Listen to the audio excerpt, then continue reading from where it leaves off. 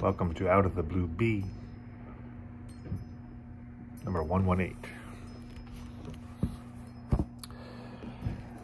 So today's question is, what do Neo-Swedenborgians believe happens to us when we die?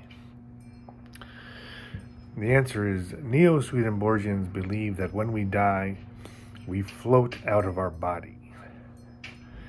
And we base this belief on the thousands of near-death experience testimonies that talk about floating out of your body, just that thing. The person says, I was on the hospital operation room table, and I floated out of my body, or else I was drowning in the lake and I floated out of my body.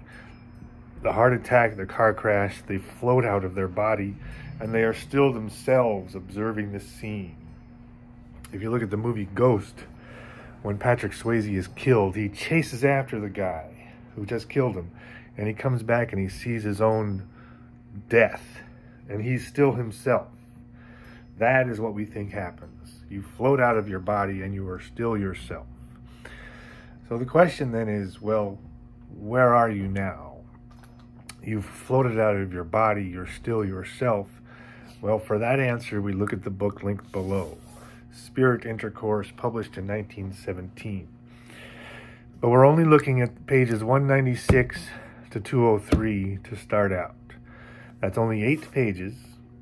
2 of them are diagrams, so that makes 6 pages.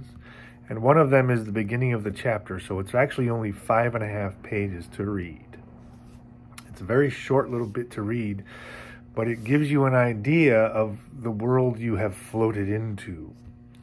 Because where are you now? You're still on Earth, but now what?